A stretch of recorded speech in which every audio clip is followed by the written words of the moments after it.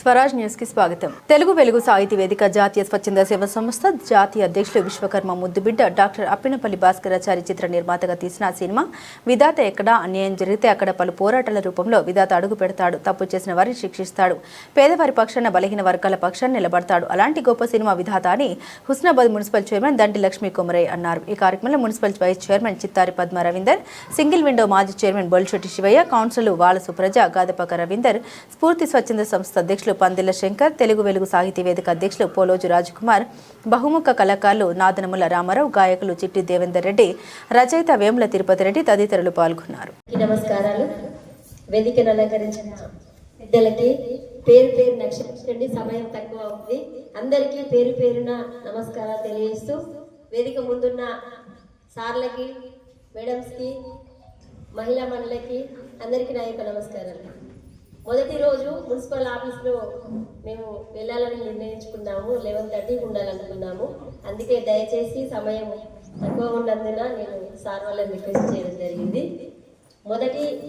ఈరోజు రెండవ మీటింగ్. మేము నిన్న బాల వికాస మీటింగ్కి వెళ్ళడం జరిగింది. మళ్ళీ ఈరోజు మనల్ని ఆహ్వానించిన వెంటనే తప్పకుండా రావాల్సింది అని చెప్పి రావడం జరిగింది.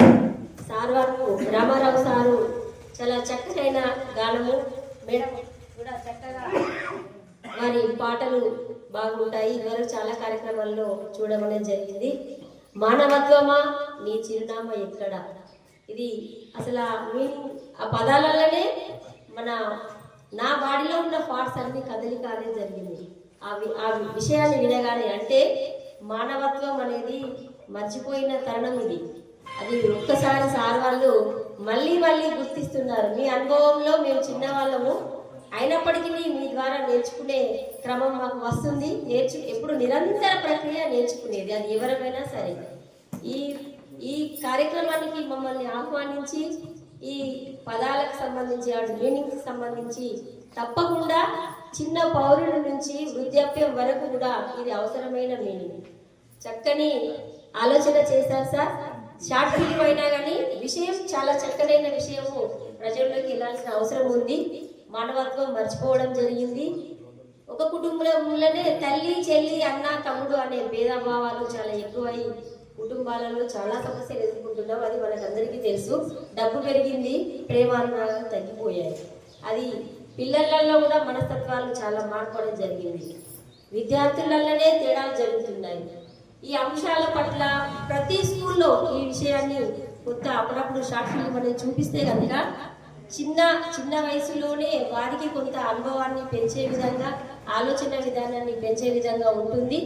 మంచి ఆలోచనతో ఈ షార్ట్ ఫిల్మ్ చేసి అది మన హుస్నాబాద్ పట్టణంలో మన ముద్దు బిడ్డలైన మీరు ఈ కార్యక్రమాన్ని తీసుకొచ్చి మనందరి సమక్షంలో ఇది ఏర్పాటు చేసినందుకు మీకు ధన్యవాదాలు. ఆ ఫిలిం చూస్తే కనుక ఇంకా కొంచెం మాట్లాడే అవకాశం ఉంటుందేమో. నాకు తక్కువ సమయంలో అక్క చెప్పారు, బల్గం సినిమా చూసినప్పుడు ప్రతి కుటుంబంలో ఏడవడం అనేది జరిగింది, నాతో సహా.